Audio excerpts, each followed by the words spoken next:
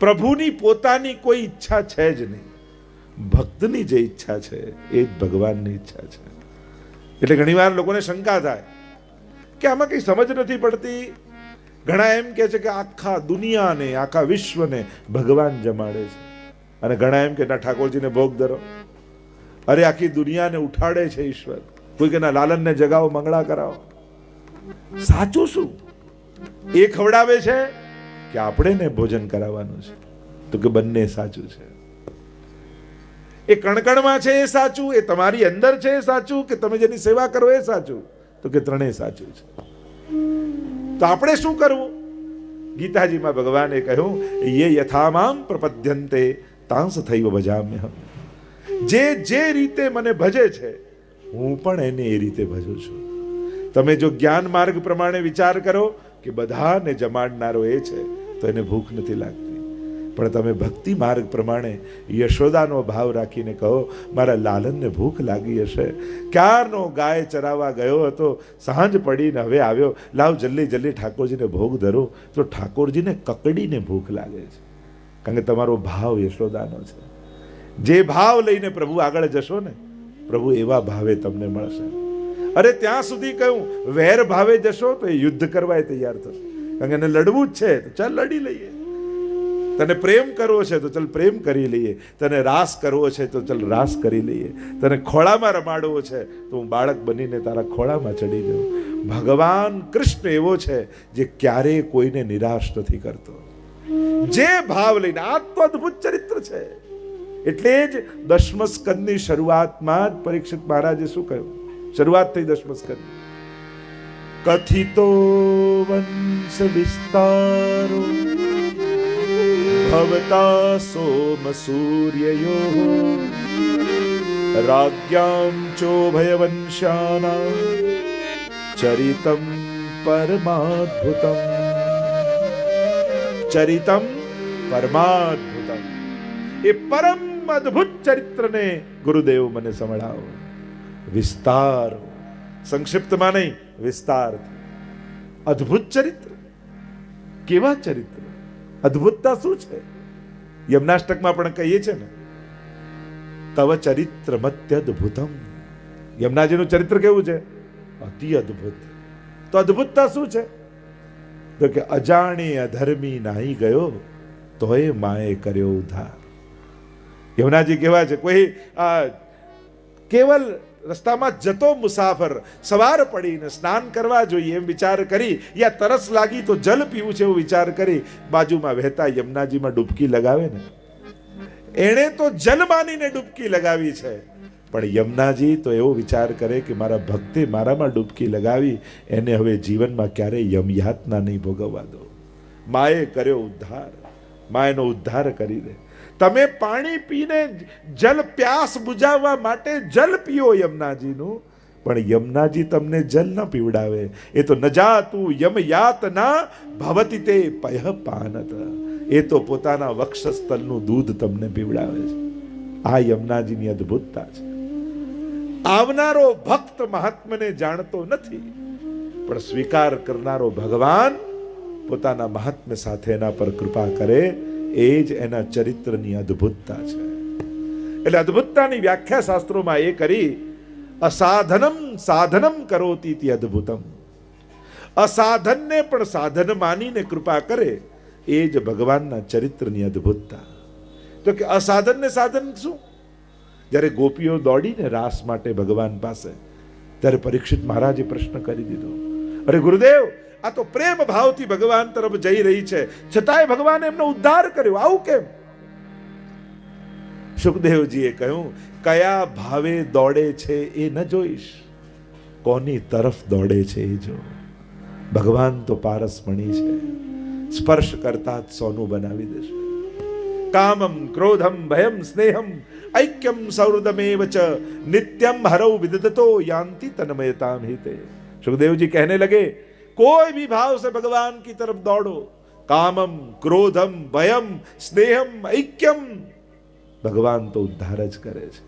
ક્રોધમ, શિશુપાલને ક્રોધ આવ્યો, 100 ગાળો ભગવાનને આપી, એટલો ગુસ્સો આવ્યો અને ભગવાને વિચાર કર્યો, અરે શિશુપાલ, તે મને 100 વાર યાદ કર્યો, લાવ તારો ઉદ્ધાર કરી દો.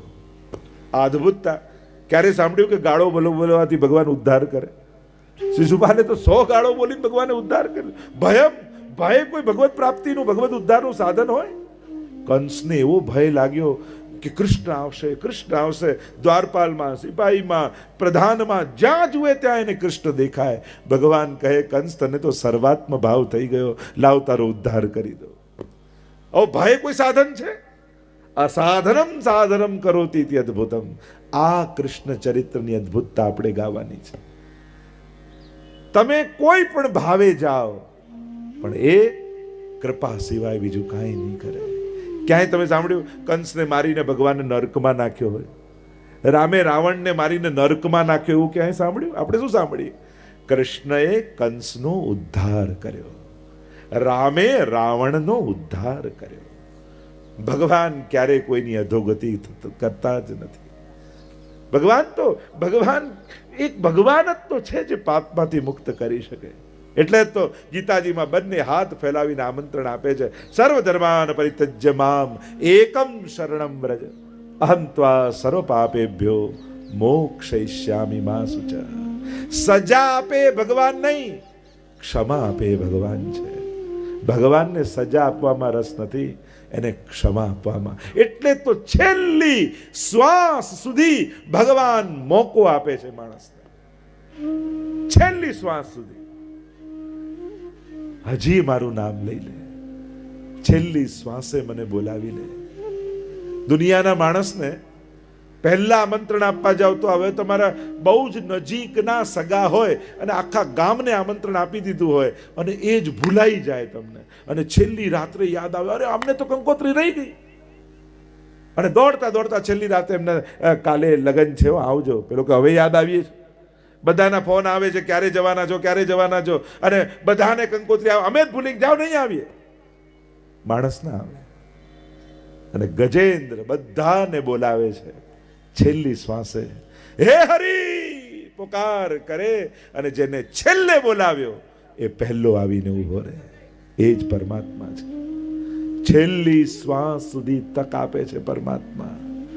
એ પછી એમ નથી કરતો, તારા આટલા વર્ષની સાધના નથી, આટલા મંત્રો તારા પૂરા નથી થયા, આટલી માળા તારી પૂરી નથી થઈ, છેલ્લી ઘડીએ પણ બોલાવ્યો ને, મને યાદ કર્યો ને, હું તારી અધોગતિ નહીં થવા દઉં. અંતકાલે તું મામેવ.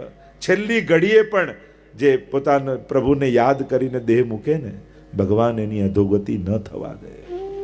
એવો આ કૃષ્ણ પરમાત્મા છે, જેની શરણે આપણે ભેગા થયા છે, જેને સાંભળવા આપણે ભેગા થયા છે, જેને સંસારના સમાધાન રૂપે આપણે પસંદ કર્યો છે. આપણે કૃષ્ણને પસંદ કર્યો છે. આ જન્મ મરણના ચક્કરમાંથી છૂટવા માટે એવો આશ્રય કૃષ્ણનો પસંદ કર્યો. કૃષ્ણ એવ ગતિર મમ. ભીષ્મજી પણ એ જ કહે ને, છેલ્લી ઘડીએ ભગવાન સામે આવીને ઉભા, બાણ સૈયા પર ભીષ્મજી સૂતા છે, અને સમાચાર આપ્યા કે ભગવાન આવ્યા છે. અને બાણ સૈયા પર સૂતા સૂતા ધીમે રહીને નેત્ર ખોલતા ભીષ્મજી જ્યાં પ્રભુની સામે જુએ, ઇતિમતિ રૂપ કલ્પિતા વિતૃષ્ણા ભગવતી સાત્વત પુંગવે વિભુ. પ્રભુ, આ મતિ આપના ચરણોમાં ધરવી છે, ક્યાંય લગાડી નથી આપના સિવાય. આપની થઈ જશે તો જીવન ધન્ય બની જશે. તવ ચરિત્ર, આ પ્રભુનું અદ્ભુત ચરિત્ર, કથિતો વંશ વિસ્તારો. પરીક્ષિત મહારાજ દશમ સ્કંદમાં પ્રવેશ કરે 90 અધ્યાય ભાગવતજી અનુસાર, અને 3 પ્રક્ષિપ્ત મહાપ્રભુજી માને, જે આપણે મંગલાચરણ તમે બોલો છો ને, ચતુર્ભિશ્ચ. આ એક શ્લોકમાં તમે આખા દશમ સ્કંદનું સ્મરણ કરો છો. જ્યારે આ શ્લોક બોલો ને, ત્યારે દશમ સ્કંદની બધી લીલાઓને યાદ કરો.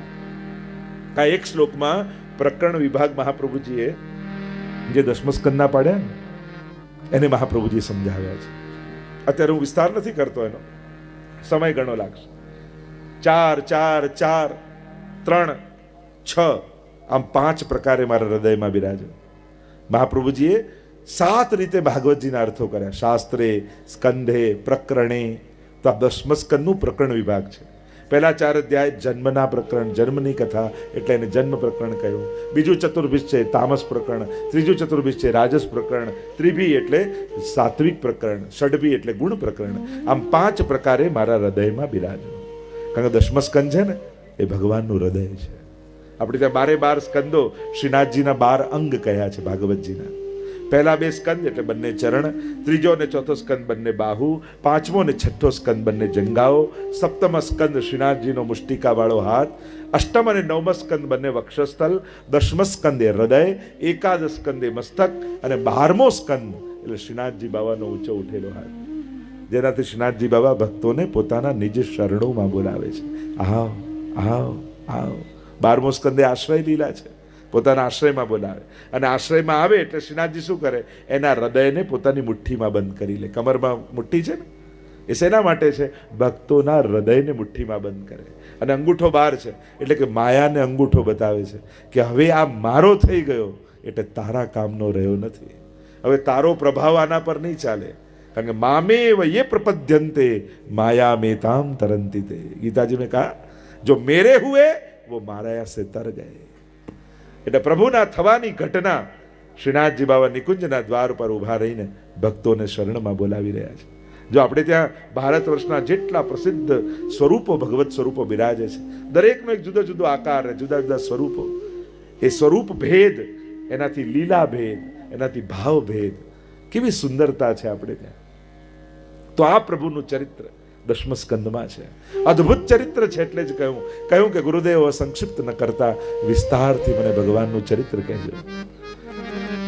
કહ્યું કોણ એવો આત્મઘાતી જીવ હશે જેને ભગવાનની કથામાં રસ નહીં આવતો હોય? નિવૃત્ત તર્ષય રૂપગીયમાના ભવૌ સદા છોત્ર મનોભિરામા उत्तम श्लोक गुणानुवादा पुमान विरजेत विना पशुघ्ना. सुखदेव जी के आगे परीक्षित महाराज कहने लगे. 10મ સ્કંદનો પ્રારંભ થયો ને પરીક્ષિત 2 હાથ જોડીને કહે છે કે જેની સમસ્ત તૃષ્ણાઓ સમાપ્ત થઈ ગઈ છે ને એના માટે ભગવાનની કથા એ ઔષધિ છે, દવા છે, ભવરોગને મટાડનારી. બીજા કોઈ રોગ કોઈને હોય ન હોય જુદી વાત, એક રોગ તો દરેકને લાગ્યો છે અને એ છે ભવરોગ.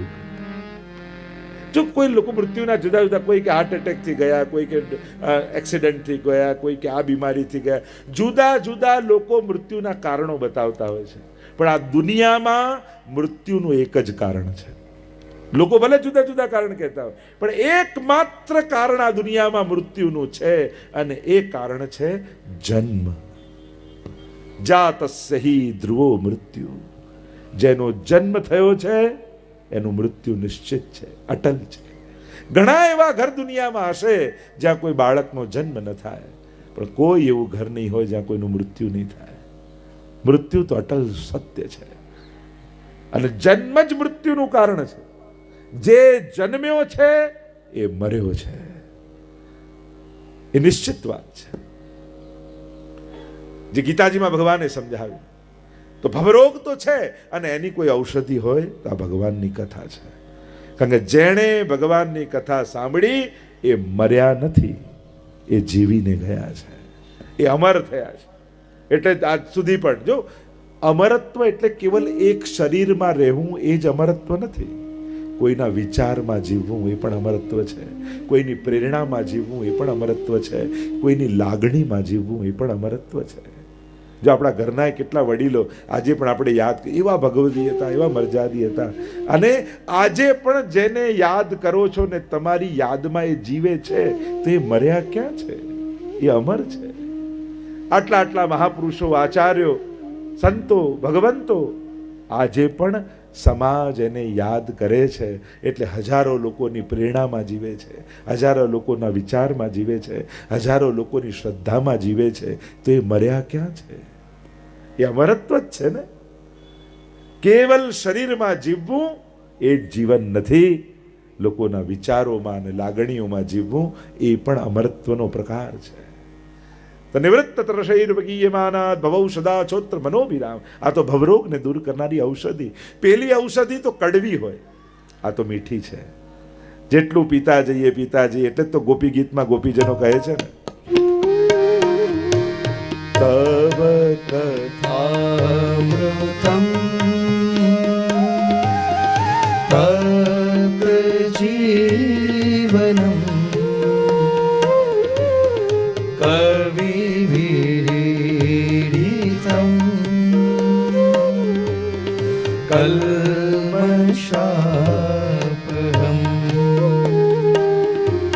શ્રવણ મંગલમ શ્રીમદાતતમ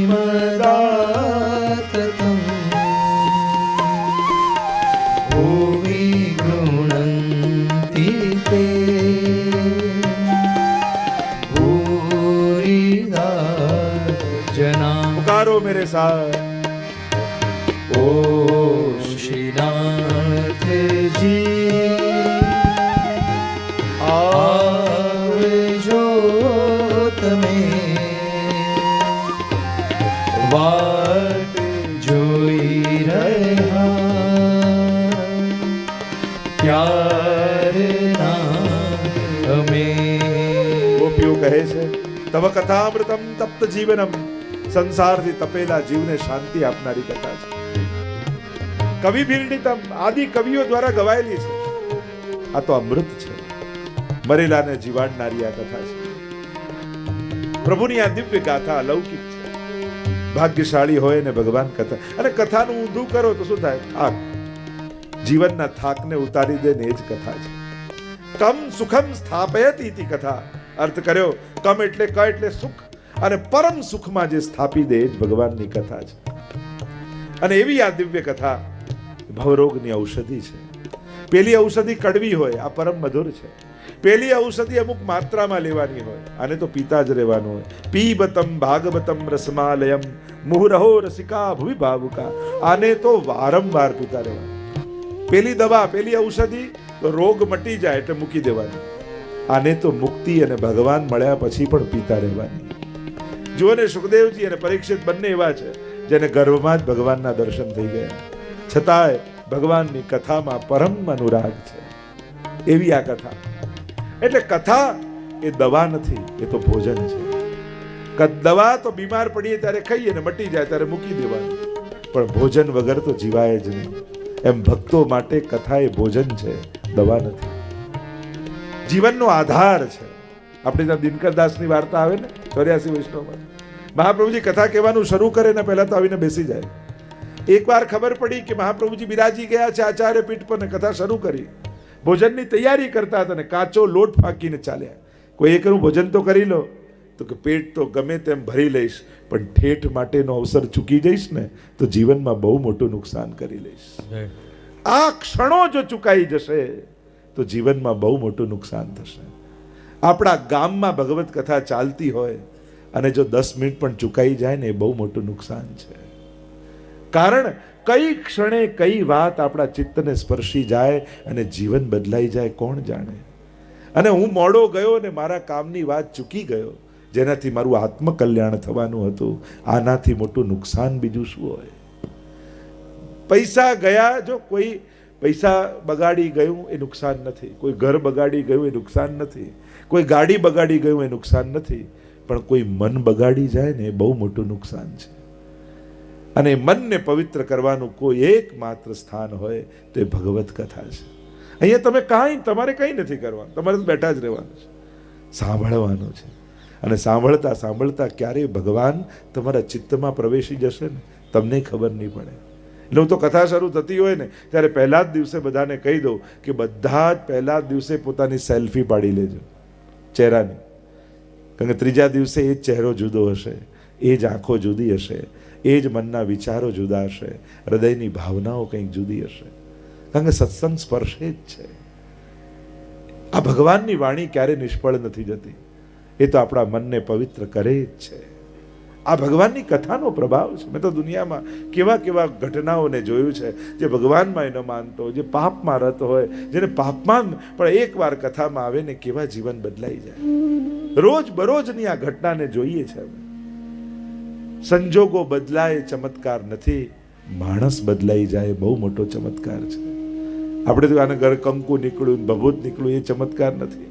આખો માણસ બદલાઈ જાય. લોકો જે એમ કહેતા કે અમે તો આવું નતા હો, અમે તો માનતા નહીં, અમે તો આવો ભાવે નતો, પણ એકવાર 7 દિવસ કથા સાંભળીને અમારું આખું જીવન બદલાઈ ગયું. આનાથી મોટો ચમત્કાર બીજો શું હોય કે માણસ બદલાઈ જાય. એટલે ઘણી વાર લોકો આ તો બિલકુલ માનતા નથી. મેં તો નથી માનતા, તો એને નામાં શ્રદ્ધા છે ને, અને શ્રદ્ધા બદલાવતા ક્ષણોની વાર લાગે છે. એ જ હામાં બદલાઈ જશે. શ્રદ્ધા તો છે જ, કારણ કે એણે શોધવાની કોશિશ તો કરી જ નથી. એણે તો ધારી લીધું છે કે આ બધું નથી. નામાં શ્રદ્ધા જ છે ને. નામાં એનું સંશોધન નથી, એની શ્રદ્ધા જ છે. કોઈ સંશોધન કરીને ના સ્વીકારી હોય તો સમજી શકાય. નાની શ્રદ્ધા છે, એટલે કે શ્રદ્ધા છે નામાં છે. એ હામાં બદલાતા ક્ષણોની વાર લાગે છે.